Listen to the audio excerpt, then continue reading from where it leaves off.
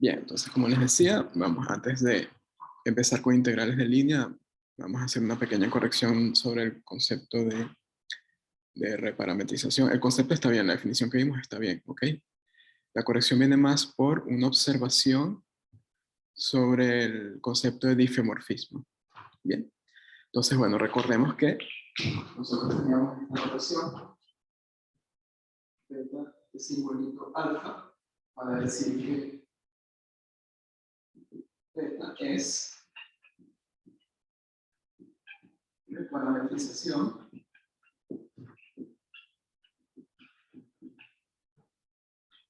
de alfa. ¿Sí? ¿Y eso qué significaba? Bueno,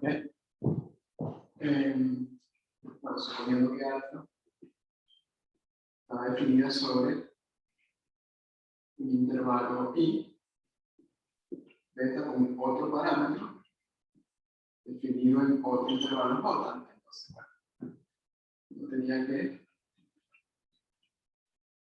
cualquier punto beta de s se puede expresar como alfa de phi de s. ¿Sí? Donde esta phi era una función que iba de i a j, que cumplía tres propiedades. ¿Sí? Que era biyectiva, si es biyectiva tiene una inversa, y que tanto phi como su inversa eran funciones derivables. Entonces, bueno, esto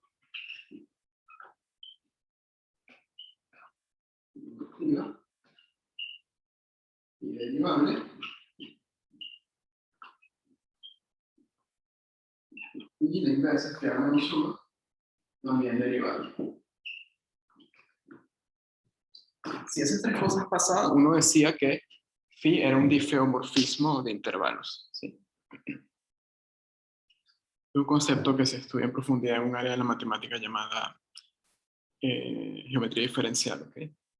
Ahí se estudian objetos que se llaman variedades diferenciables, que son básicamente generalizaciones un poco más abstractas del concepto de superficie.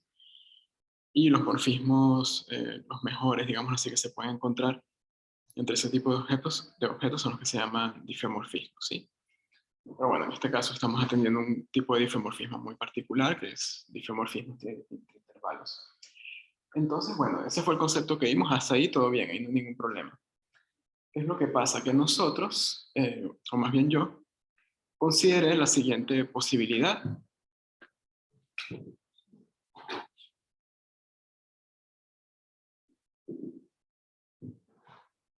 Eran aparentemente casos donde esto podía ocurrir. Phi prima de S fuese 0 para algún S.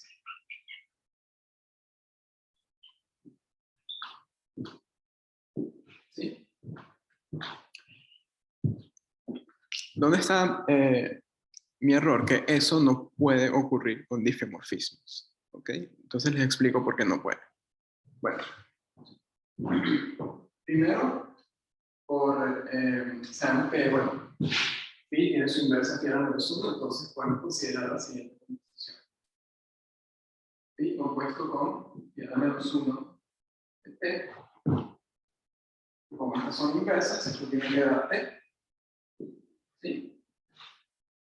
Por otro lado, si aplicamos regla de la cadena, la puedo aplicar. ¿Por qué? Porque estamos suponiendo que tanto phi como su inversa son derivables, ¿sí? Partiendo de que phi es un difeomorfismo. Entonces, bueno, si usamos la regla de la cadena, tendríamos que la derivada que va a dar a menos 1 de t por la derivada de phi a la menos 1 de t, eso tiene que ser igual a 1. Y bueno, recuerden que phi a la menos 1 de t lo llamamos s. Entonces, ¿qué tendríamos? Que phi prima de s por phi a la menos 1 prima de t, eso tiene que ser 1. Recuerden que estos dos, ese producto es un producto de números reales. Si yo tengo un producto de números reales que me da 1, ninguno de ellos puede ser 0. Entonces, en particular, esto implica que phi prima de s tiene que ser diferente de 0 para todo parámetro s en home. ¿Ok? Entonces, bueno, repito, cuando trabajamos con reparametrizaciones, en el difeomorfismo que aparece en la definición, esto nunca va a ocurrir. ¿Ok? Entonces, esta observación me obliga a hacer una corrección en el siguiente resultado que llegamos a estudiar, ¿sí? Entonces lo voy a reescribir con el enunciado correcto.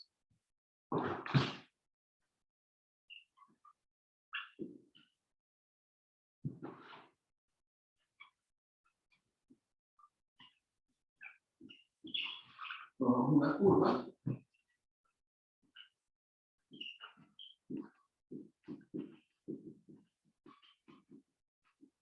Con parametrización alfa de IMR3. Me parece que pedíamos al menos que fuese segundo, pero déjenme revisar.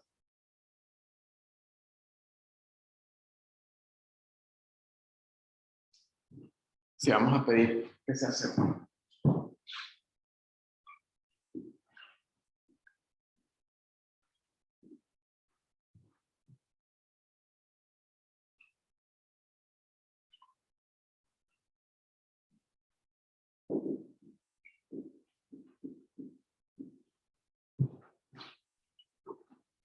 Y vamos a considerar otra parametrización.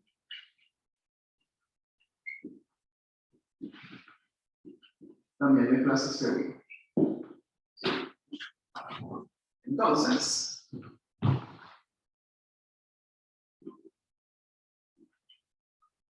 si beta es reparametrización de alfa, vamos a tener que alfa es regular, sí, solamente sí, beta es regular.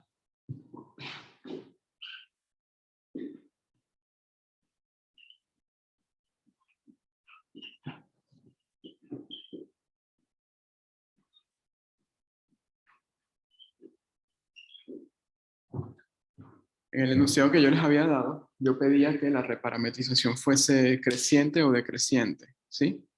Pero eso ya no va a hacer falta. ¿Por qué? Bueno, porque al ser phi un difeomorfismo, esto siempre va a ser diferente de cero. Entonces, cuando yo derivo esta composición, usando la regla de la cadena, vamos a tener esto. Phi' de S, va a ser alfa prima de phi de S por phi' de S. Entonces, si suponemos, por ejemplo, que yendo en una dirección, en la implicación directa, que alfa es regular, este señor de acá va a ser diferente de cero. Y por otro lado, como phi es un difeomorfismo, este número siempre va a ser cero. Entonces, este señor, el beta prima, va a ser diferente de cero siempre. ¿Ok? Entonces, basta con que beta sea reparametrización de alfa y que alfa sea regular para tener que beta también es regular. ¿Sí? Y de la misma manera, si suponen que beta es regular, van a tener que alfa es regular también. Porque así como pueden escribir beta como alfa compuesto con phi, alfa lo pueden escribir como beta compuesto con la inversa del difeomorfismo. ¿Sí? Derivan esa composición y fíjense que viene esto de acá, también se entiende que la derivada de la inversa también siempre va a ser diferente de cero. ¿Ok? Entonces, bueno, usando el mismo argumento, se tiene también que alfa es regular si uno supone que beta es regular. ¿Ok? Entonces, la hipótesis de que beta tiene que ser creciente o decreciente no hace falta. Entonces, la proposición es un poco más general a como yo había pensado inicialmente. Y una última corrección fue un ejemplo que vimos, perdón, antes de eso. ¿Se entiende de momento la explicación?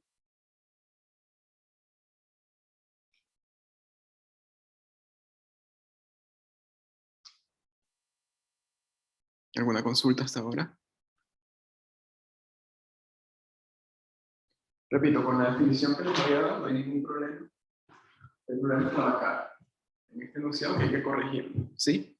La corrección viene de esta observación que se tiene para el concepto de difeomorfismo. Esto que está acá no puede ocurrir.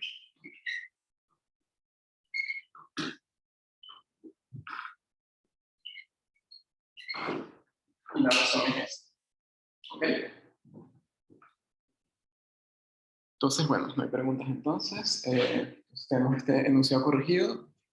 Y una última corrección, les iba a comentar que tiene que ver con un ejemplo que estudiamos de dos parametrizaciones de la parábola, ¿sí?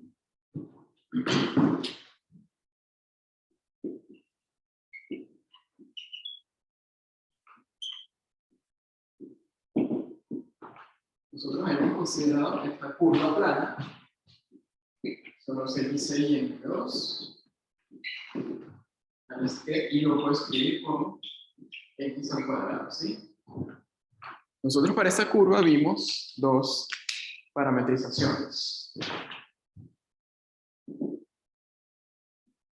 Una parametrización alfa de R2 dada por alfa de t era t cuadrada, y otra beta de R2 beta de S que era C al cubo, ¿sí? Y el C a la 6. Bien. Entonces, yo les había dicho que beta era, en esa oportunidad, que beta era reparametrización de alfa y que alfa era regular y beta no. Eso está mal, ¿ok? Beta no es reparametrización de alfa. ¿De dónde viene el error que yo había cometido en esa clase? De la siguiente composición. Yo les había dicho que beta de S se puede escribir como alfa de phi de S, donde phi de S es S a la 3. ¿Sí? ¿Cuál es el problema? Que phi de S definido como S a la 3 no es un difeomorfismo de intervalos. Es biyectiva, sí. La inversa, que da menos 1 de t, es la raíz cúbica de t. Sí, eso lo sabemos del primer curso de cálculo, ahí no hay problema. Esta función phi también es derivable, pero esta función de acá, phi al menos 1, no es derivable en t igual 0. Ahí es donde está el problema. Entonces, esa phi no es un difeomorfismo. Es una biyección derivable, pero la inversa falla en esta condición. ¿Sí? Entonces, lo que se tiene ahí es que beta no es una reparametrización de alfa.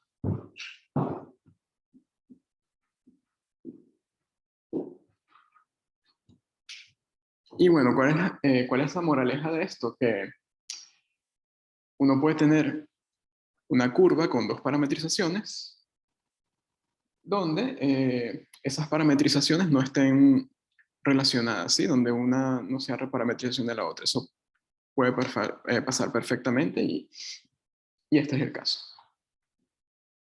Bien. ¿Se entendió esto del ejemplo?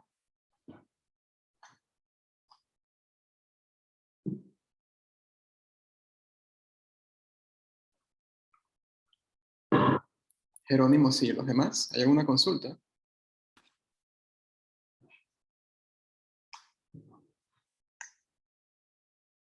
Este concepto es importante, sí. Si tienen alguna duda, por favor,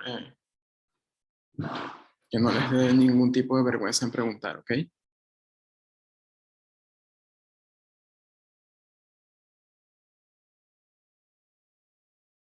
¿Estamos bien entonces? Que por cierto, había una pregunta en el cuestionario que si la memoria no me falla decía así, si uno tenía una reparametrización por longitud de arco de una parametrización de una curva, entonces esa reparametrización tenía que ser regular, ¿sí? Y la respuesta que estaba indicada como correcta era la opción falsa. ¿Bien? Entonces, bueno, vamos a hacer la siguiente corrección respecto a ese cuestionario. Se van a volver a calcular los puntajes, pero de la siguiente manera. Quien haya respondido falso, se le va a dejar como respuesta correcta porque pudo haber respondido a esa opción considerando el error de la clase anterior, ¿sí? Entonces, a esa persona no le cambia el puntaje. Y quien respondió verdadero, recibe el puntaje, que era 0.2 lo que valía esa pregunta. Ok, entonces, bueno, ese puntaje del cuestionario 2 se va a recalcular. Entonces la respuesta correcta era falso en ese. No, era verdadero. Lo que pasa es que aparecía programada como respuesta correcta la opción falsa. Me dio falso, sí. Claro, Sí, sí. de hecho, yo también pensaba que era falsa porque no me había dado cuenta del error ese de la clase, pero no, la opción correcta es verdadera. ¿Ok? Ah, Entonces lo que digo es, quien haya respondido falso pudo haberlo hecho como consecuencia del error de mi clase anterior. A esa persona se le deja el puntaje como está, ok, no hay problema. Y quien haya respondido verdadero, que se le estaba calificando como falso, va a tener el puntaje porque verdadero era la respuesta correcta realmente. ¿Ok? Entonces, bueno, básicamente, sea lo que sea que hayan respondido, obtienen 0.2.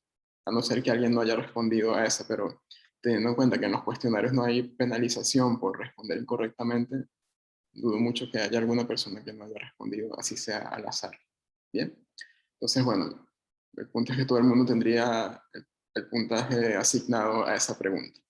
Bien, bueno, fue un error que se me pasó, les pido disculpas. Normalmente no me pasan este tipo de cosas, suelo ser bastante cuidadoso, pero este cuestionario estuvo programado para una semana bastante complicada académicamente para mí, ¿ok? Entonces, bueno, la próxima vez que esa sea la situación, voy a tratar de programar esas cosas con más tiempo para que se pueda revisar con más calma y no pase, ¿ok? Igual era 0.2 puntos, o sea, tampoco es grave, ¿ok? Para el parcial, por supuesto, la idea es evitar que eso ocurra. El parcial, por supuesto, tiene un tiempo de elaboración mucho más largo, un tiempo de revisado también mucho más largo, entonces se evitan este tipo de situaciones. Y entonces, bueno, una vez más, les pido disculpas por lo del cuestionario, ¿sí? Entonces, más adelante hago la recalificación del puntaje. Les digo en el foro que hubo un error y les comento también esta corrección. Y las notas de curso, las notas de curvas paramétricas, también van a tener una versión corregida. ¿Okay? La voy a subir esta noche y les voy a avisar cuando ya esté la actualización. Bien. Bueno, eso es todo lo que les quería comentar respecto a esto. Ya queda corregido. Las clases en YouTube también van a tener un enlace a la corrección. Digo, si acaso la gente está viendo esto en diferido, se va a enterar. ¿Ok? Entonces, bueno.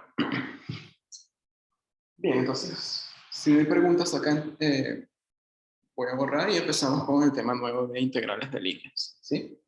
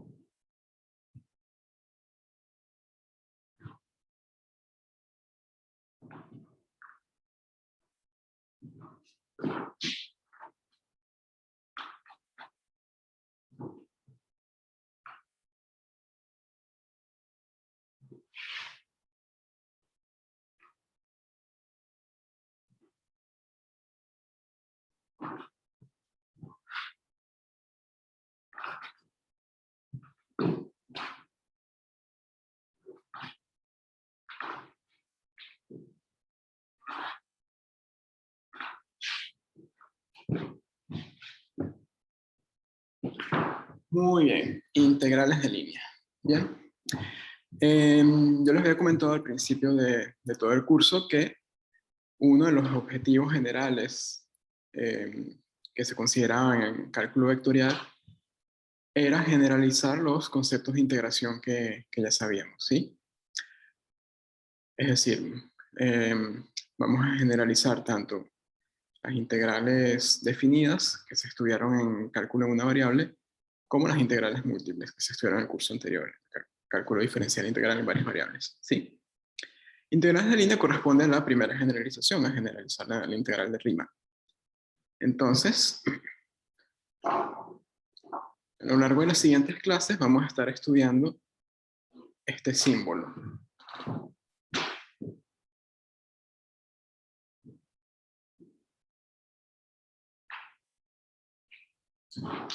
Aquí, F va a ser un campo escalar, C va a ser ahora el dominio de integración, C es una curva en R2 o en R3, una curva paramétrica con parametrización alfa. ¿Ok? Entonces, fíjense, ya el dominio de integración es una cosa más general que un intervalo, ¿sí? Ahora, ¿por qué integrar sobre una curva se considera una generalización de la integral del Riemann? Eso se puede responder a través de una motivación geométrica, ¿sí? ¿Cuál es el problema que vamos a tener ahora? Bueno, supongamos que tenemos una curva en el plano, podría considerarse una curva en R3 también, pero para simplificar la explicación, trabajemos con una curva en el plano.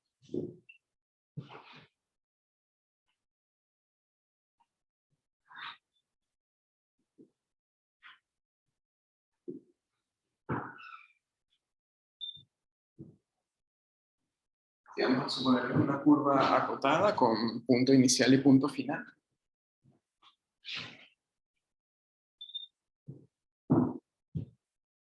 Y supongamos que está parametrizada mediante alfa. Cuyo dominio es un intervalo AB. ¿Sí? Entonces, bueno, por otro lado, acá dice C, una curva con parametrización alfa. No va a servir cualquier parametrización. A medida que vayamos avanzando, vamos a colocar hipótesis sobre alfa. ¿Bien? Entonces, ¿qué más? F va a ser un campo escalar de dos variables, ¿sí? Donde la curva C va a estar contenida en el dominio. Supongamos que el dominio es un conjunto abierto que contiene la curva. Y se abierto, ¿ok? Entonces pequeñito les digo lo que dice por si acaso no se llega a leer. Bien. Entonces, vamos a suponer ahora que evaluamos esa función f restringiéndonos a puntos sobre la curva. Bien. Es decir, para el punto inicial tenemos una altura que corresponde al valor f de alfa de a. ¿Sí? Tenemos este punto acá. Alfa de a, tenemos alfa de b. Entonces, bueno, si evaluamos f, alfa de a va a pertenecer al dominio. Por acá tenemos un escalar, un valor que es simplemente alfa evaluado en el punto, perdón, f evaluado en el punto alfa de a. ¿Sí? Hacemos eso para cualquier alfa de t sobre la curva. Y obtenemos una altura f de alfa de t. Y bueno, hacemos lo mismo de llegar al último punto. Sí, vamos a suponer que por acá está f de alfa de t. Entonces, para cada punto de la curva corresponde una altura determinada por la función f. ¿Sí? Si uno conecta, digámoslo así, todas las alturas que uno dibuja, no se pueden dibujar todas, pero suponiendo que se pudiese, uno obtiene una curva en el espacio, ¿sí? Una curva más o menos de, vamos a decir que hace algo así. ¿Ok? Ahora vamos a proyectar líneas perpendiculares al plano XY que pasen por los puntos F de alfa de t y caigan en los puntos sobre la curva. ¿Sí?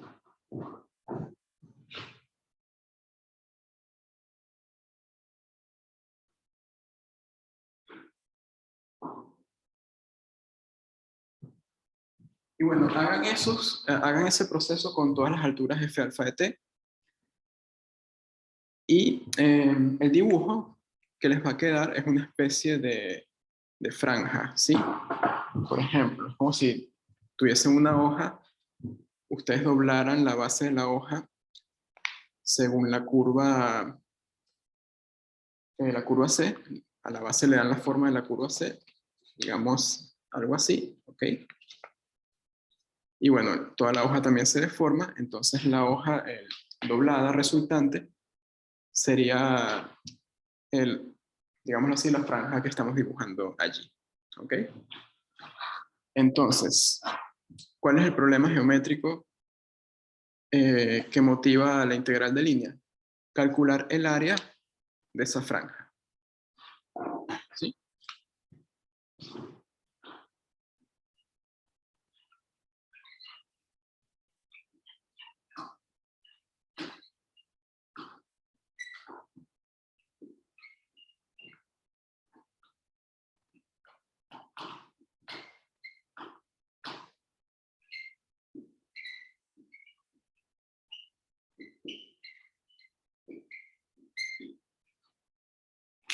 Recuerden que el problema que motivaba la definición de integral de Riemann era, tenían una función definida sobre un intervalo, ¿sí? Una función acotada al menos,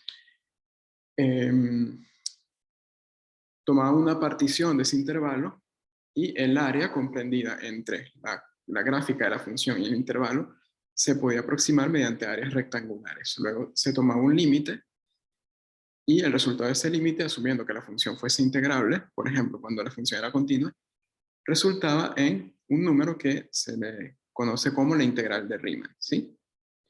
Entonces acá, si ustedes, por ejemplo, tomaran la curva y la tensaran, y esa curva midiera la longitud del intervalo, entonces lo que calcular el área de esa franja, que sería básicamente calcular el área de la hoja, sería el problema eh, que atacamos definiendo la integral de Riemann. Ahora el problema es más general. Ahora el problema es como, es la siguiente situación. El intervalo que uno utilizaba en la integral de Riemann lo estamos deformando de cierta forma en una curva de R2 mediante una parametrización alfa. ¿Sí? Bien.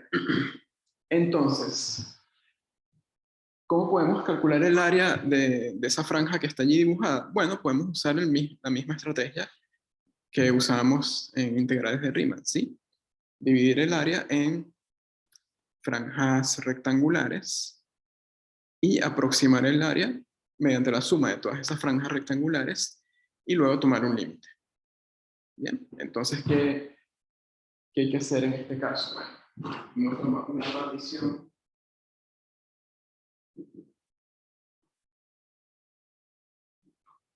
Vamos a llamarla P.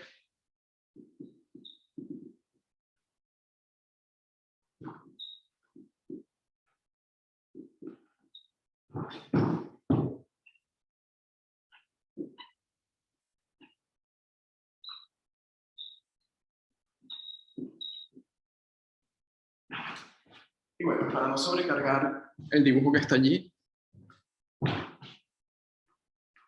vamos a hacer una repetición acá. ¿Sí? Imagínense que consideramos el subintervalo formado por ti-1 y ti, ¿sí? Cualquier subintervalo de la partición.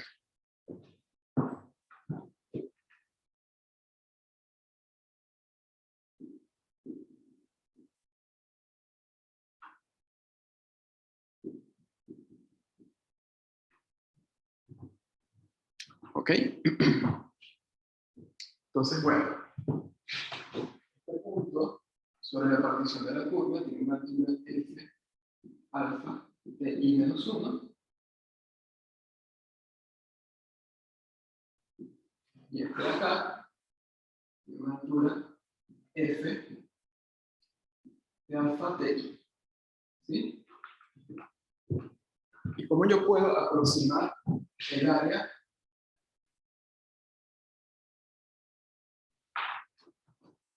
de la franja correspondiente a ese subintervalo de la partición? Bueno, si suponemos que los puntos alfa de TI menos 1 y alfa de TI están muy cerca el uno del otro, el área de esa porción de la franja va a ser muy parecida al área que se forma considerando el segmento recto que une los puntos alfa TI y alfa TI menos 1 por alguna altura a través de la función que corresponde a un punto sobre ese segmento recto, ¿sí? Es decir, para aproximar, vamos a llamar esta área a sub i. ¿Okay?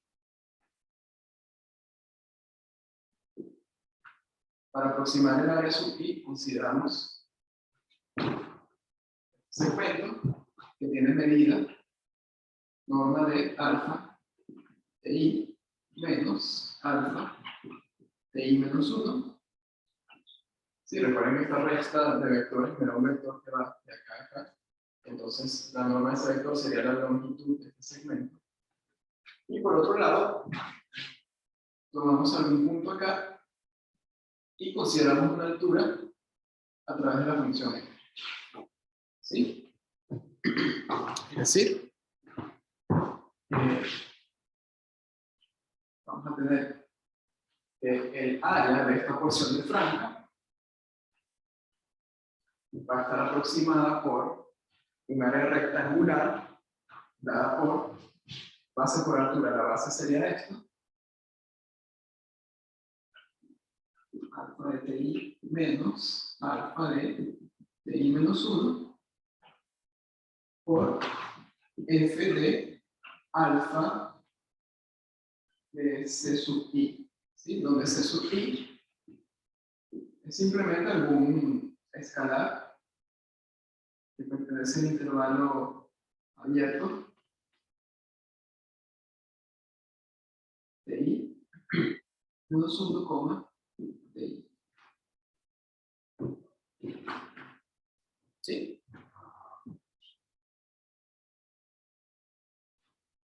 ¿Me siguen hasta el momento?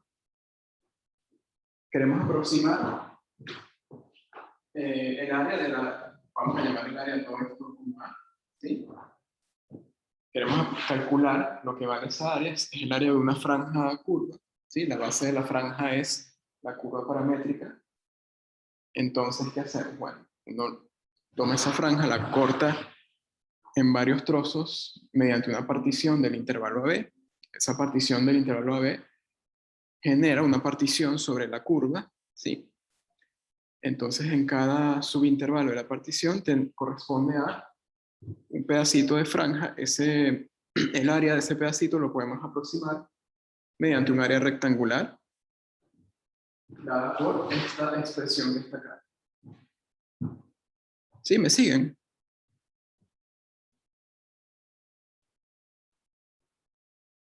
¿Sí?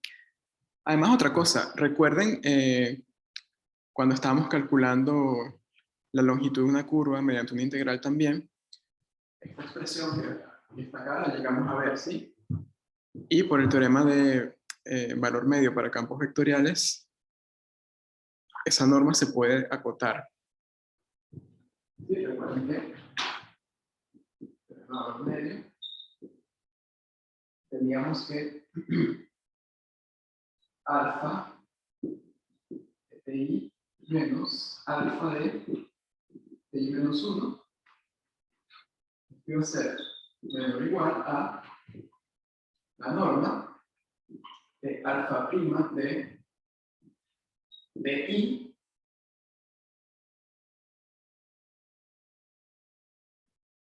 por la diferencia entre TI y TI menos 1. ¿Bien?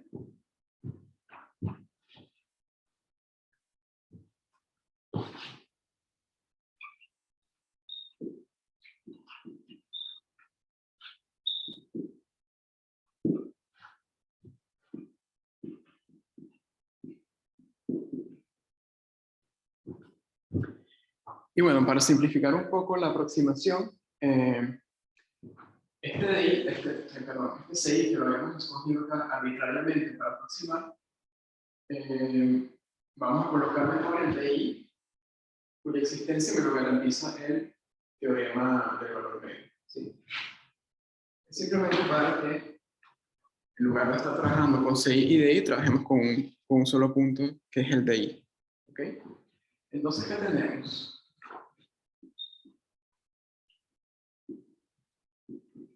Tenemos que el área de esta franja, lo que llamamos ahí, la podemos aproximar con la norma de alfa prima. Profesor, ¿Sí? ¿cómo te aseguras que la imagen de f de alfa t sub i menos 1 y f de alfa t sub i tienen la misma altura? No, estas alturas no tienen por qué ser iguales. ¿Y cómo te aseguras que es un rectángulo eso, entonces?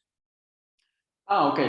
Claro, porque acá, a ver, para la franja A sub i, las alturas no tienen por qué ser las mismas, ¿sí? Porque la función f no tiene que ser constante necesariamente, ¿ok? Ahora, esto no está calculando el área de esa franja. Recuerda que el área la vamos a aproximar por un área rectangular. ¿Cuál área rectangular? Bueno, medimos esta base y tomamos cualquier altura correspondiente a esta base. ¿Sí?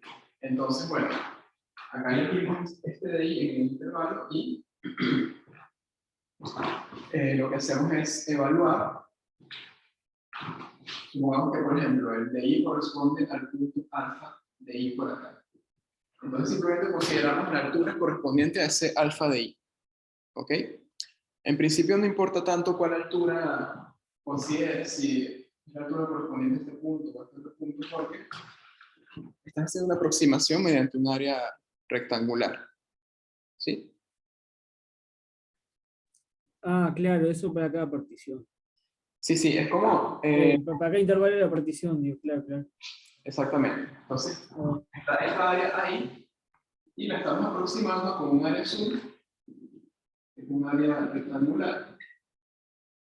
Permítame dibujarla así. Y esta área tiene la base, es la base de este segmento de recta, y la altura es una altura que escogimos nosotros correspondiente al valor f de alfa de DI. Sí, estamos utilizando S de I convenientemente por el teorema de valor medio. Pero en principio se pudo haber elegido cualquier otro número entre TI-1 y TI para aproximar, ¿ok? Pero repito, para ir aproximando mejor, usamos este, porque la idea es después tomar un límite y convertir expresiones asociadas a esto en un integral. Sí, estamos haciendo una especie de generalización de el cálculo de la longitud de una curva que ya vimos en una clase anterior. Bien. Entonces, bueno, como les decía, ahí lo podemos aproximar entonces como esto por TI menos 1. Y antes de continuar, recuerden que a medida que íbamos a avanzar, le tenemos que imponer condiciones a alfa para poder trabajar de una manera cómoda usando teoremas de cálculo, ¿sí? Entonces, fíjense que acá ya estamos derivando, usando el teorema de valor medio. Entonces, tenemos que suponer al menos que alfa es una parametrización derivable. Entonces, bueno, primera condición, alfa derivable. ¿Sí? Bien, entonces, volviendo allí. Si tenemos que el área de esa porción de franja sub i la aproximamos como ese producto de la norma de la derivada de alfa en di por ti menos 1, el área total, el área de la franja, lo que llamamos A, se puede aproximar como la suma de estas cosas, tomando la suma sobre toda la partición, ¿cierto? Entonces, colocamos eso acá, va a ser la suma de i igual a 0 hasta n, alfa prima de I por TI menos 1. Bien, eso por supuesto no es el área, es una aproximación. Ahora, a medida que agregamos más puntos a la partición, la aproximación que vamos a obtener va a ser mucho mejor. ¿Sí? Porque los segmentos rectangulares van a ser, de franja rectangular me refiero, van a ser cada vez más pequeñitos, más delgados, y se van a parecer más a los segmentos de franja curvos que corresponden a la figura que tenemos allí. Bien. Entonces, cuando tomemos el límite cuando n tiende a infinito sobre el número de puntos de la partición, obtenemos el cálculo exacto del área. ¿Sí? Entonces, bueno, siendo n tiende a infinito, va a quedar que el área es igual a, si lo vamos al límite cuando n tiende a infinito de esta expresión, eso se convierte en una integral de Riemann de cierta función. ¿Sí? entonces sería la integral de a hasta b. Perdón, muchachos, acá me faltó la altura. Sí, esto que está acá aproxima a la base. Me falta multiplicar por la altura, es decir, por f de alfa de i. ¿Sí? Lo corregimos acá. Bien. Entonces, como les decía, tomando el límite cuando n tiene infinito acá, esto se convierte en una integral. Recuerden que la diferencia entre TI y TI menos 1 se convierte en el diferencial de T. Y el resto de la expresión es la función que va a aparecer en la integral de Riemann. ¿Sí? En este caso es alfa, perdón, f evaluado en alfa de su perdón, por la norma de alfa prima de t diferencial de t. ¿Ok? ¿Se entendió la corrección que hice allí al final, que faltaba la altura del rectángulo? Y se entiende por qué al tomar límite cuando n tiende a infinito, esa suma que está allí se convierte en integral de Riemann.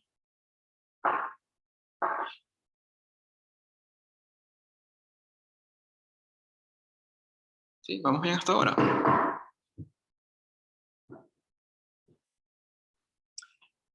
Falta un detallito más, ¿ok? Por el momento, nada me garantiza que al tomar ese límite cuando n tiende a infinito, la expresión se convierte en esa integral. Para que eso ocurra, esta función tendría que ser integrable. ¿Sí? Si no, no. Bueno, pero ¿cómo podemos asegurarnos de que la función sea integrable? Bueno, podríamos, por ejemplo, trabajar dentro de una situación tal que la función que está allí sea continua. ¿Sí? Como toda función continua es integrable, no habría problemas. ¿Cómo garantizamos la continuidad? Bueno, primero hay que suponer que el campo escalar es continuo, el campo F. ¿Sí?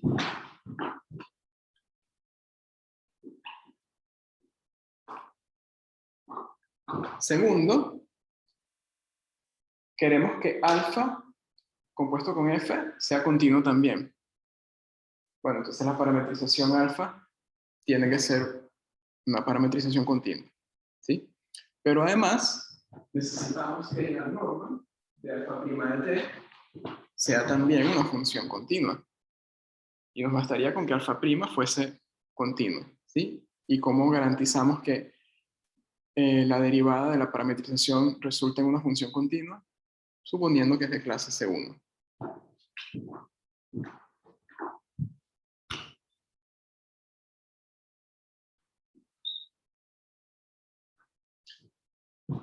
Bueno, pero si alfa es de clase C1, alfa va a ser derivable automáticamente, entonces esto ya va a estar implícito acá. ¿Sí? Entonces, bueno, condiciones mínimas para poder calcular esta área tener un campo escalar continuo y una parametrización de clase C1. ¿Bien? ¿Se entiende hasta ahora?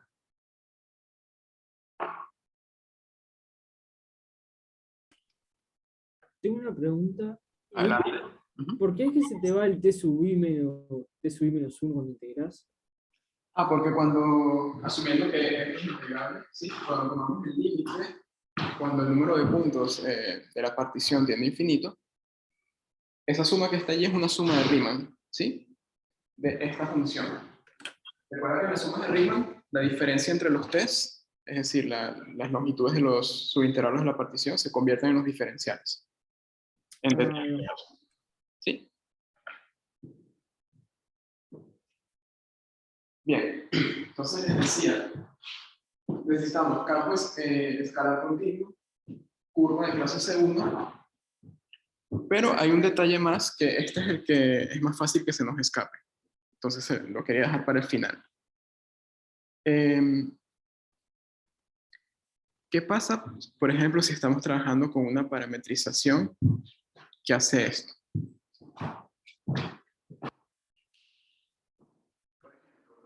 Acá para acá, me muevo hasta alfa de B, me regreso hasta alfa de A y luego vuelvo nuevamente a alfa de B. Eso seguiría siendo una parametrización que empieza con punto final, perdón, con punto inicial alfa de A y punto final alfa de B. ¿Cuál es la diferencia con lo que estamos considerando originalmente? Bueno, que esa nueva parametrización, que no escribí nada, pero la dibujé allí, está recorriendo la curva 3 veces. ¿Sí? En esa situación, si nosotros hacemos este cálculo, lo que vamos a tener no es el área A, sino va a ser 3 veces esa área. ¿Sí? ¿Por qué? Porque la base de la figura la estamos recorriendo 3 veces. Entonces, ¿qué condición le imponemos a alfa para evitar que estemos sumando área repetida? A ver quién me lo dice.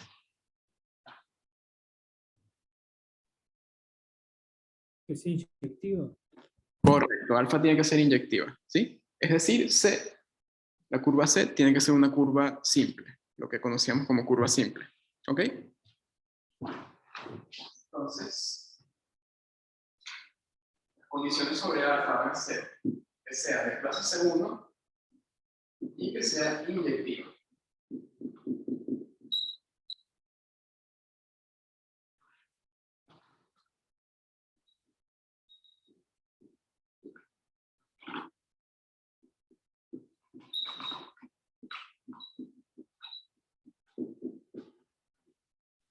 O también podríamos trabajar en el escenario donde C es una curva cerrada simple, es decir, que alfa sea inyectiva, salvo en los valores A y B, que alfa de A sea igual a alfa de B.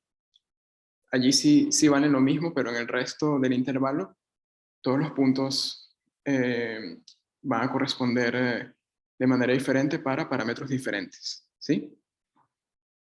Por ejemplo, yo ahí en el dibujo, para motivar el problema, dibujé una curva no cerrada, pero este mismo procedimiento se puede haber hecho para una curva cerrada, una circunferencia, por ejemplo.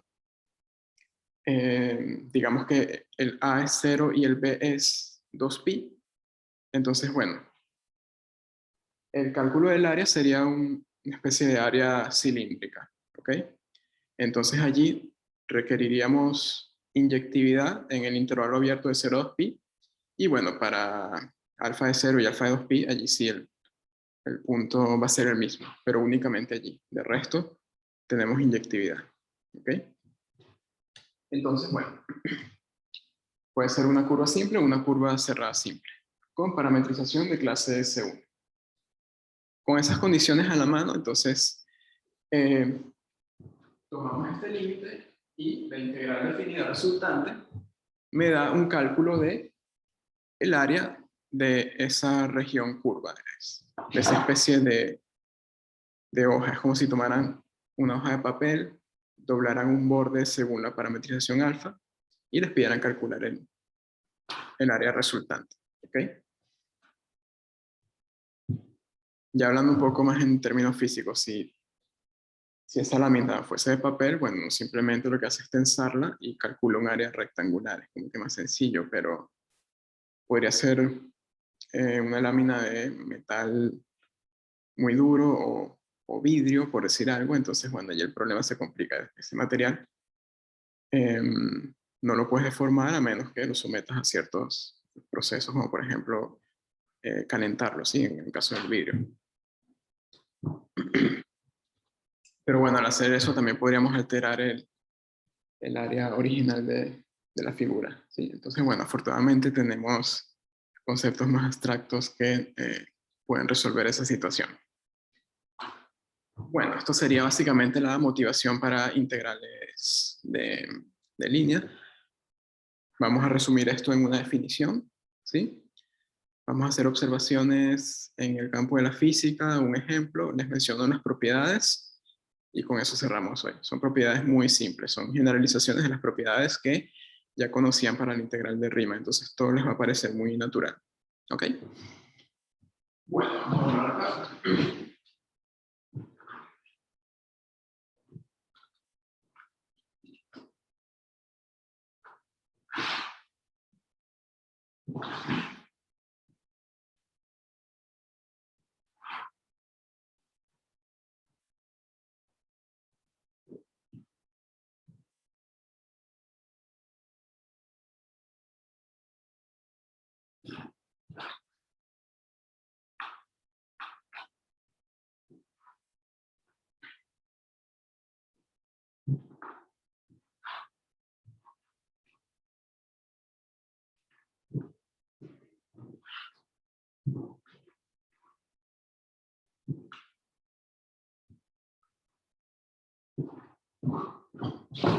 Ahora sí, definición.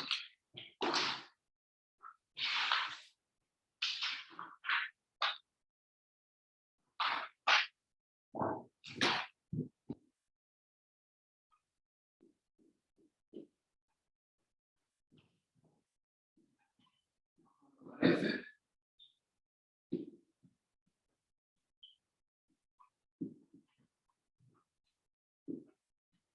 Un campo escalar de... Bueno, puede ser de 2 o 3 variables. Sí, vamos a poner la R con N igual 2 o 3. La explicación anterior yo la hice para R2, pero vale también para R3, ¿ok? Entonces, esto ya hemos dicho que el campo escalar continuo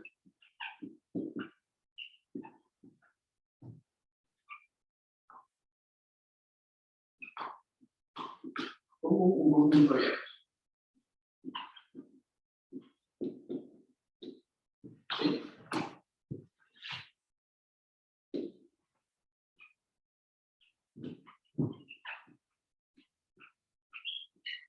Y se hace una curva simple o cerrada simple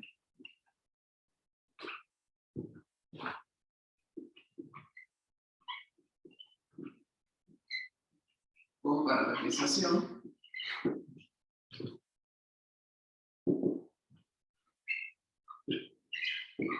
alfa de R a R3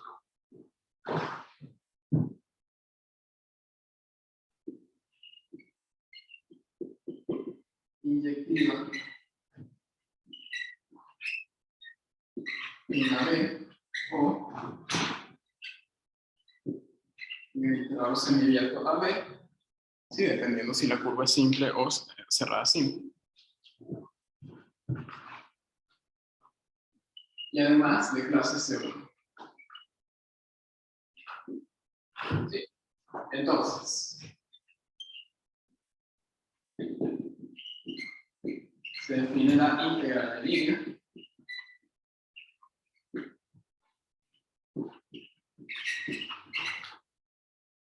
de F sobre C como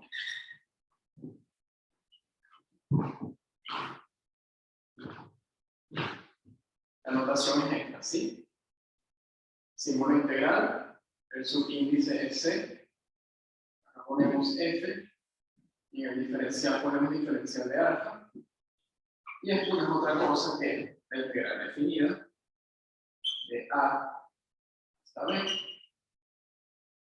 de F, de alfa de T, por la norma de la velocidad de la parametrización, es decir, de la rapidez. Sí.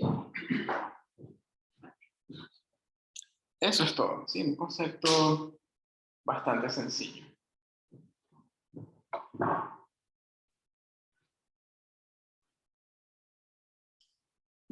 Podemos hacer un par de observaciones, ¿sí?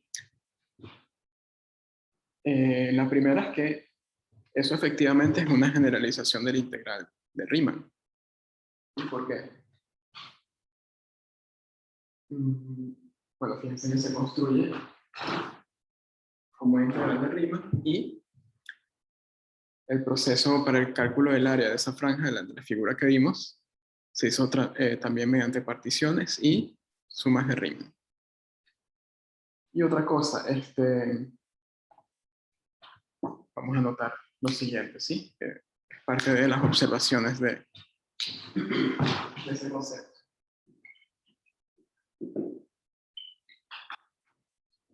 Eso generaliza también el concepto de longitud de arco de una curva, ¿sí? Fíjense que en el caso donde f es la función constantemente igual a 1, la integral sobre c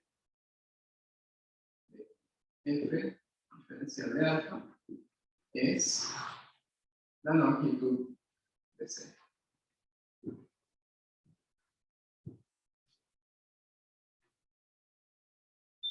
Sí, ¿por qué? Porque cuando f es constantemente igual a 1, esta composición de acá me da 1, entonces me queda únicamente la norma de alfa prima de t. ¿Y esa integral quién es? Bueno, la longitud de c. Pero cuando estudiamos la longitud vimos que no dependía de la parametrización que escogiéramos para la curva c. Eso quiere decir que este concepto tampoco va a depender de la parametrización alfa que escojamos. La respuesta es sí. Ok, eso lo vamos a enunciar más adelante, pero uno ya puede ir como que adelantándose a cosas que van a pasar con este nuevo concepto de integral. ¿Bien? Entonces, bueno, esa es la primera observación. Lo segundo tiene que ver con algo de notación, ¿sí? Por ejemplo, cuando C es cerrada simple,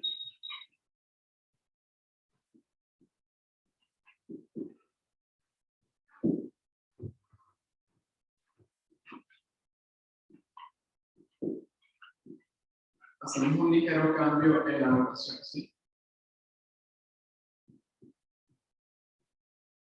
Hay veces que nos gusta indicar dentro del integral que la curva es cerrada. Entonces, en ese caso, uno hace esto. Le pones un circulito. ¿Bien?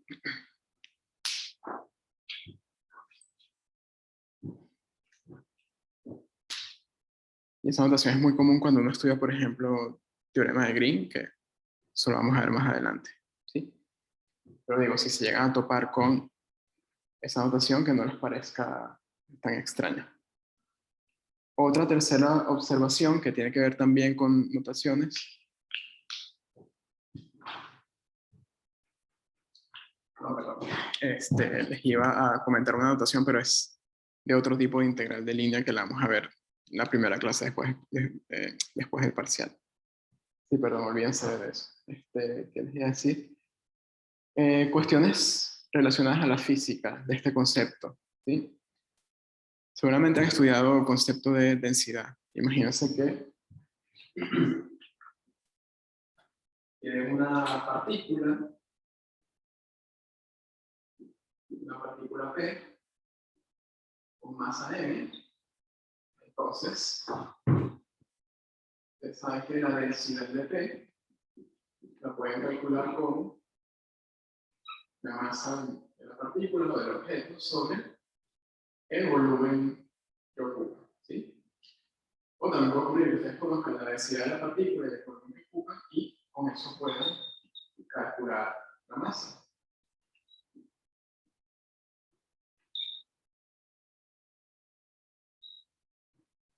Sí, eso es el caso de partículas muy puntuales o objetos que tengan una distribución de masa constante, uniforme, a lo largo de todo el volumen que ocupan, ¿sí? Es como que el cálculo más básico de la masa que se puede hacer. Pero hay situaciones más complejas, ¿sí? Permítanme continuar acá.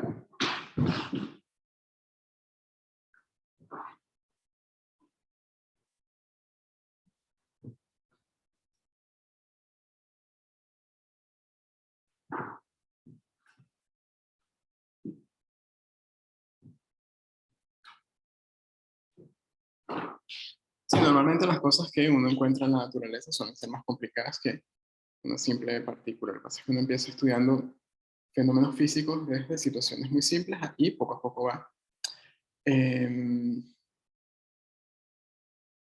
abarcando situaciones más complejas.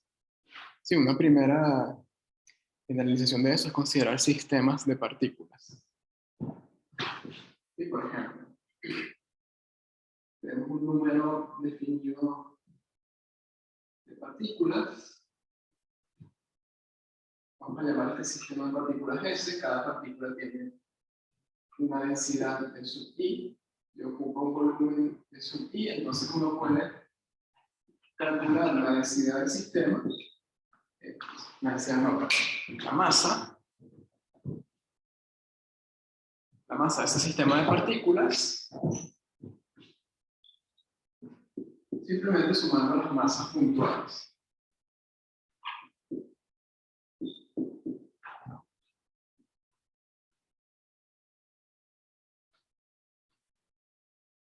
Es decir, la suma de los de I por el volumen de sub I. Bien, pero hay objetos también más complicados aún. Objetos que no son sistemas de partículas, sino que son un solo cuerpo, digámoslo así, pero con una distribución de masa no uniforme a lo largo del volumen que se ocupa, ¿sí? Por ejemplo, si ustedes consideran, por ejemplo, este borrador, ¿sí? La densidad de material de la parte de madera no va a ser igual a la densidad de la base de, no sé qué material es este, pero bueno, son materiales con densidades distintas, ¿sí? Entonces, y bueno, hay materiales aún más irregulares, como por ejemplo un cable de cierto metal, puede ocurrir que la densidad puntual varía dependiendo de qué punto uno considere sobre dicho cable, ¿sí? Depende del material con el cual el cable esté elaborado. Entonces, en este tipo de situaciones, ya las densidades no se pueden calcular de esa manera. Hay que considerar herramientas un poco más sofisticadas, ¿sí? Entonces, imaginemos, por ejemplo, que tenemos un cable de cierto material. Puede ser un solo metal o una combinación de metales, dependiendo de lo que quieran hacer. El cable lo podemos parametrizar con una parametrización alfa. Vamos a llamar ese cable C. Y supongamos que en cada punto del cable yo puedo medir la densidad en ese punto, ¿sí? Tenemos el punto alfa de T, P de T, es la densidad de masa puntual. Entonces supongamos que nos piden, conociendo la densidad de masa puntual en cada partícula, en cada punto del cable, calcular la masa. Entonces, ¿cómo calculamos la masa? Bueno, puntualmente yo puedo medir la masa como la densidad por el volumen puntual que ocupa la partícula. Ese volumen se puede calcular a través de la parametrización alfa, ¿sí? Y bueno, viendo esta situación un poco más general, uno puede determinar la masa del cable como la integral de la función de densidad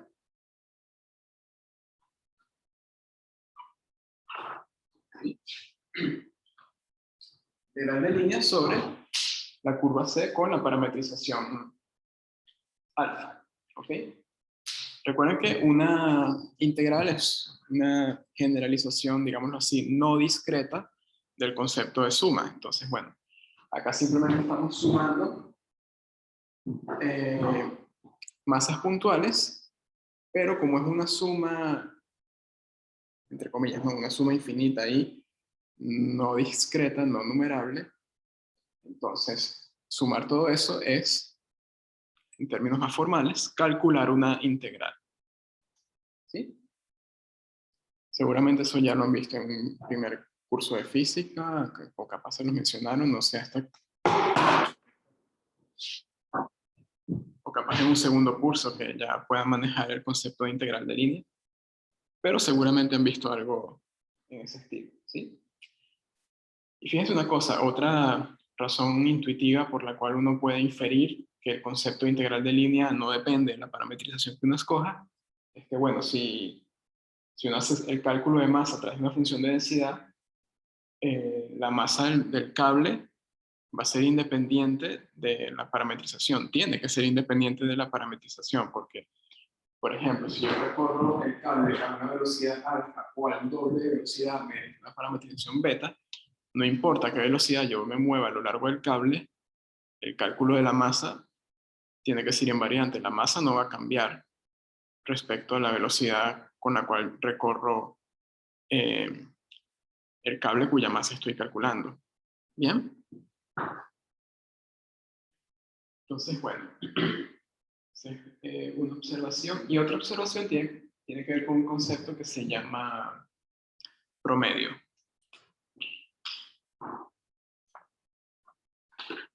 Así como, por ejemplo, ustedes calculan su promedio de notas, en caso de que no sean promedios ponderados, es decir, asumiendo, para simplificar la explicación, ¿no? Asumiendo que todos los cursos valgan la misma cantidad de créditos, que sabemos que no es así.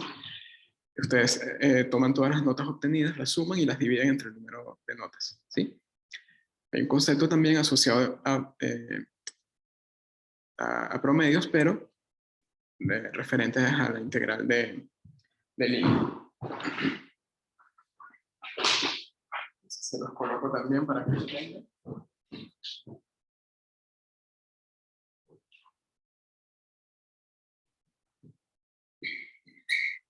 Cuando uno hace lo siguiente, uno toma la integral de línea y la divide por la longitud de la curva, porque esta acá se llama promedio de F a lo largo de C. ¿Sí?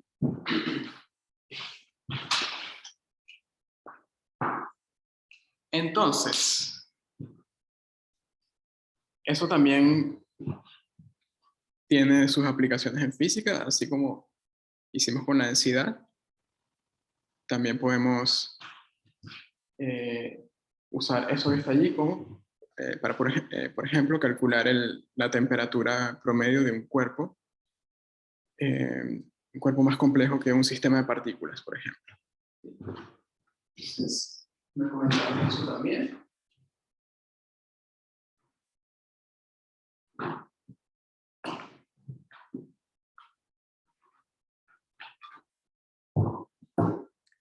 Por ejemplo, si uno tiene un sistema de partículas al cual quiere medirle la temperatura, por ejemplo, un aerosol, ¿sí? No tiene un montón de partículas, bueno, si es un aerosol seguramente sean muchas más, ¿sí? Entonces cada partícula tiene una temperatura, ¿sí? Esa temperatura puede variar si yo me muevo de una partícula a otra. Entonces uno habla en este tipo de sistemas de temperatura promedio. Y uno que hace, bueno, uno suma las temperaturas de cada partícula y las divide entre el número de partículas. ¿Sí?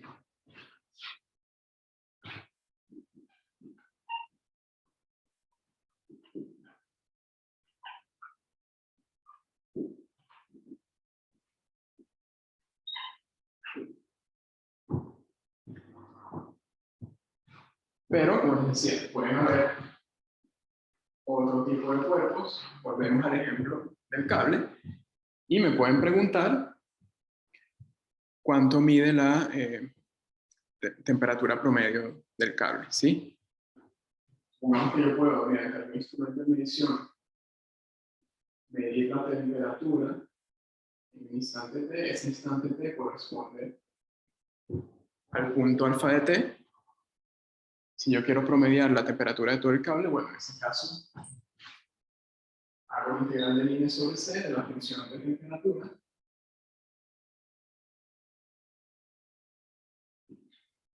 Usando esta parametrización. Y para promediar, dividimos por la longitud del cable.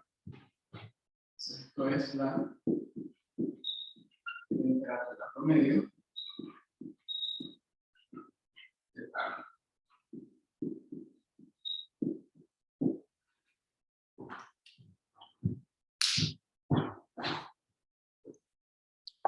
Ese problema también es importante considerarlo, por ejemplo, en sistemas que requieran un consumo de energía muy elevado. Es importante conocer las temperaturas promedio del cableado para una cuestión de mantenimiento, si no queremos que los cables se estropeen, y si se estropean, estimar más o menos para cuándo va a ocurrir y reemplazarlos por cables nuevos. Bueno, esto es más que todo para dar la idea de que el concepto integral de línea tiene aplicaciones físicas detrás, ¿sí? Bueno, a ver, quedan unos 15 minutos. Vamos a hacer un ejemplo, un cálculo integral de línea. Vamos a mencionar las propiedades y con eso cerramos la clase. Bien, entonces, ¿me siguen hasta ahora? Pregunto, ¿todo bien?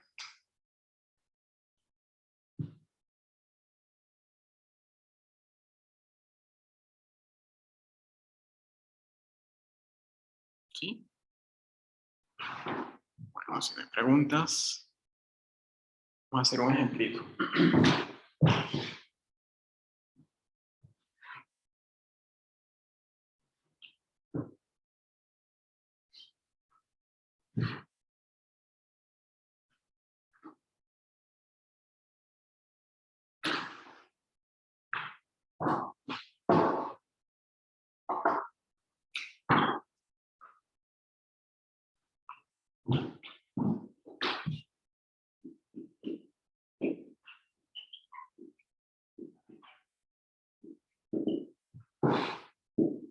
Bueno, vamos a considerar el siguiente campo escalar de 3 variables, definido como x más y sobre y más z. Claro, y para que eso esté bien definido, tiene que ocurrir que x más y sea diferente de z. Entonces, bueno, el dominio sería este conjunto. Todos los triples x y z tales que y más z es diferente de z. Es decir, el dominio sería el complemento de la recta z igual a menos i. Esa recta es un conjunto cerrado, entonces el complemento es un conjunto abierto, por lo que ese U sería un conjunto abierto. ¿Sí? Entonces, bueno, vamos a considerar además la curva, una curva C con parametrización que vale el intervalo 1, 2 a R3, dada por alfa de t igual a t, 2 tercios de t a la 3 medios y t. ¿Sí? bueno, les pido calcular la integral de línea sobre C de esa función. ¿Ok? Bueno, lo primero es asegurarse que la traza, la imagen de la curva esté contenida en el dominio, porque si no, no se puede hacer ese cálculo. Pero bueno, aquí es fácil darse cuenta de que en efecto es así. Si uno suma la segunda coordenada con la tercera, es decir, la coordenada I con la coordenada Z de la parametrización, eso no da 0. La única manera para la cual esto más esto puede dar 0 es que T sea igual a 0. ¿Sí? Pero la parametrización la estamos considerando de 1 a 2, entonces, bueno, eso no va a ocurrir. ¿Ok? Entonces, bueno, como primera observación, hay que notar eso, que alfa de 1 a 2, es decir, la traza, la imagen de la parametrización, efectivamente está contenida.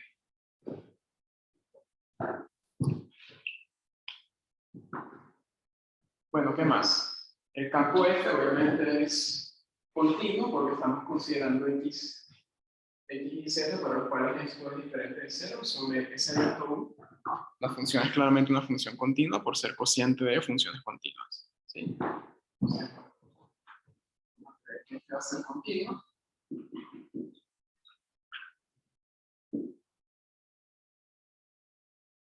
Alfa es claramente de clase C1. Y... Profe, ¿Sí? si hubiese algún punto que cayera fuera del dominio, ¿qué hacemos ahí?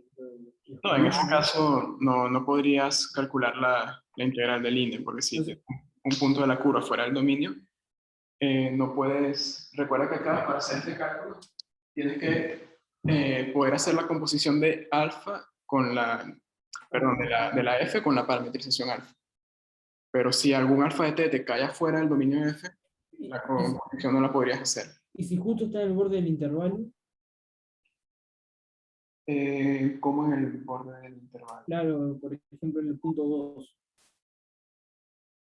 Ah, ok, creo que entiendo la pregunta. Supongamos que es la curva así, y acá en el Eso. tengas esto, alfa de B. Eso. No, se trabaja con dominios abiertos que contengan estrictamente a la curva. Si eso pasa, la curva, la traza, no estaría contenida en U, porque este punto, al estar sobre el borde de U, Y no está en U realmente, porque al ser U abierto, el borde no está contenido. y en ese caso ya falla toda la teoría. Sí, porque Claro. esa composición la haces inclusive en el punto final de la curva. ¿Bien? Entonces sí, hay que tener cuidado con eso, pero bueno, se les van a preguntar situaciones donde las cosas funcionen bien. ¿Sí? Este tipo de situaciones raras, digámoslo así, no las vamos a estar trabajando.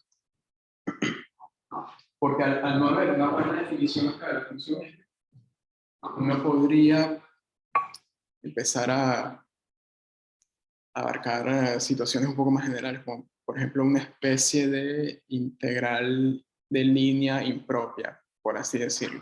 ¿Bien? Pero no nos vamos a complicar tanto.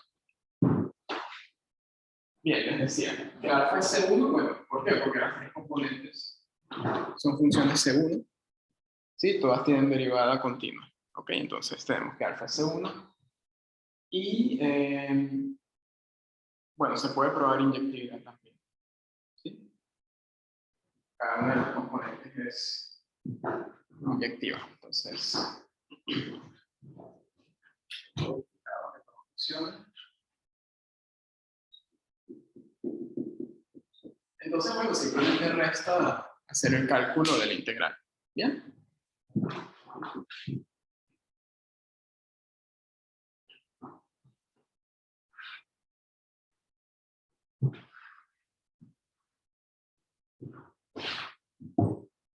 Entonces, bueno, todas las condiciones de la definición han sido chequeadas. Entonces, bien, tenemos que el integral de línea de f sobre la curva c parametrizada por alfa sería, según la definición, la integral de 1 a 2 de f compuesta con alfa de t por la norma de alfa prima de t diferencial de t. ¿Sí? Bueno, podrían simplemente sustituir allí dentro del integral y hacer el cálculo, pero yo recomiendo, para trabajar de manera un poquito más organizada, calcular esta composición aparte, calcular esta norma de alfa prima aparte, y luego sí colocar el resultado del integral. ¿Ok? Entonces, bueno, hacemos eso. ¿Quién sería entonces f de alfa de t? Bueno, eso sería f de t, coma, 2/3 de t a la 3 medios, coma, t. Y según f, eso es x más y, es decir, t más 2/3 de t a la 3 medios, dividido por i más z. 2/3 de t a la 3 medios, más t. Ah, bueno, la composición dio 1. ¿Sí? Y por otro lado, vamos a ver cuánto da la velocidad de la parametrización. Habría que derivar esto respecto a t. Eso me va a dar 1. Acá derivo una potencia bajo una potencia racional, en este caso bajo exponente, se va a simplificar con este señor, y me queda t de 3 medios menos 1, es decir, t de 1 medio. O lo que es lo mismo, la raíz de t. ¿Sí? Entonces este va a ser alfa prima, por lo tanto su norma va a ser la raíz cuadrada de este al cuadrado más este al cuadrado más este al cuadrado. Si hacen eso les va a dar 2 más t. Bien. Ah, perfecto. Entonces, bueno, podemos sustituir aquí. Y bueno, entonces la integral de línea de f sobre c, integral de 1 a 2. Esto de acá daba 1. ¿Sí? Entonces me queda 1 por esto. Esto es esta raíz. Acá tenemos entonces la integral de la raíz de 2 más t diferencial de t. Y bueno, esto es 2/3 de 2 más t a la 3 medios, evaluado en 1 y 2 por barro. Si es eso, ¿no? Déjenme chequear rapidito. Sí. Si la primitiva es eso de allí, entonces, bueno, al final eso da esto evaluado en 2, es decir, 2/3, 2 más 2 son 4, por 4 a la 3 medios, menos esto mismo evaluado en 1. 2/3 por 3 a la 3 medios, ¿sí? Eso se puede simplificar un poco. Pero bueno, se lo dejo así, ¿ok? Sí, porque a ver, 4 es 2 a la 2, entonces queda 2 a la 2 por 3 sobre 2, le queda entonces al final 2 a la 3, pero igual, bueno, acá les va a quedar una raíz. Entonces, ustedes lo terminan de simplificar si quieren, ¿ok? Bueno. Entonces, fíjense, en lo que es los cálculos en sí, lo único que estamos haciendo es una integral de Riemann común y silvestre, ¿sí? El paso adicional es calcular estas cosas, que por lo general tampoco es muy complicado. La complicación de una integral de Riemann tiene que ver con el tipo de función que les queda acá al final. Podría ser una función cuya primitiva, ¿es fácil de hallar o difícil de hallar? Sí, la dificultad computacional de la integral de línea es la misma dificultad computacional de la integral de Riemann de toda la vida. ¿Okay? O sea, no hay una dificultad extra en cuanto al concepto de integral de línea en sí mismo. ¿Sí? Lo interesante de eso son las conexiones con física y las aplicaciones que tienen. ¿Okay? Pero en cuanto a cálculo, realmente no estamos haciendo algo muy nuevo. ¿Sí? Más adelante, cuando veamos otro tipo de integrales, que son las integrales de superficie, vamos a ver conexiones entre esta integral y una integral doble, y entre integrales de superficie e integrales triples, ¿sí? Entonces, poco a poco vamos a ir generalizando los conceptos que conocíamos de integral y ver conexiones entre ellos. Y esas conexiones van a estar dadas por unos teoremas muy importantes, que son el teorema de Green, de Stokes y de Gauss, que se ve ya casi sobre el final del curso. Bien. Bueno, ya estamos sobre la hora, ya son casi las 7:30, entonces vamos a dejarlo hasta acá por hoy, ¿sí? La primera clase después del parcial, que luego les anuncio cuándo sería, vamos a arrancar otra vez con integral de línea de campos escalares. Recordamos la definición, estudiamos las propiedades y luego pasamos a ver otro tipo de integral de línea, que es la integral de línea de campos vectoriales, ¿sí? Vamos a ver la motivación también. La motivación no va a ser geométrica como ocurrió con esta integral, sino una motivación física, ¿sí? Que está relacionada con el concepto de trabajo que hace un campo de fuerzas para mover una partícula a lo largo de una curva. Bien. Una motivación también bastante bonita y manejable. Un concepto que se puede bajar a tierra también. Y para esa integral, vamos a ver también ejemplos y aplicaciones y sus propiedades, ¿sí? Bueno, entonces, yo creo que está bien por hoy. Simplemente desearles que prepárense bien para el parcial, estudien bastante, tienen todavía tiempo suficiente de aquí a la fecha del parcial. Les vamos a estar avisando las clases de consulta, ¿ok? Cada docente va a dar una clase de consulta, entonces van a tener 4 clases de consulta distribuidas a lo largo de la semana que viene. ¿Sí? Una pregunta, ¿Sí? capaz que una pregunta boba, ¿no? Pero está. No hay problema. El tema del teórico para el parcial, eh, puede ser, en cuanto a demostraciones, ¿puede ser cualquier cosa de las notas o más enfocado a lo que demostramos en clase? Bueno, lo que está en las notas es lo que, por lo menos en mi caso, creo que con Ana también es así. Básicamente lo mismo, sí. La clase es, digámoslo así, una versión resumida de las notas. ¿Sí? Claro, ¿qué es lo que pasa? Que de repente en la clase puedo considerar un ejemplo que no esté en las notas o hacer algún comentario que no esté explícitamente en las notas, ¿sí? Entonces, o también explicar las cosas de otra manera, eso Claro. puede ocurrir, pero lo que es el núcleo de los contenidos es básicamente el mismo. No, yo preguntaba por el tema del momento de estudiar bien la demostración a fondo, si ir a estudiar bien la de las notas o con la de las clases ya eso. Mm, ok, Por un tema de tiempo, más bien, sí, por lo sí, más parcial y eso.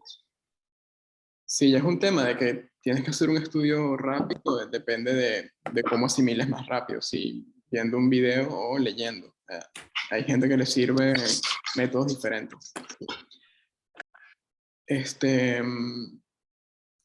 Pero bueno, ¿qué esperamos que sepan del teórico? Bueno, que manejen los conceptos y los resultados, ¿sí? Se podría preguntar algo en línea teórico, algo parecido a lo que han visto en los cuestionarios, alguna propiedad que no se cumpla, que tenga que dar un contraejemplo, o alguna demostración muy sencilla que se les haya dejado de tarea.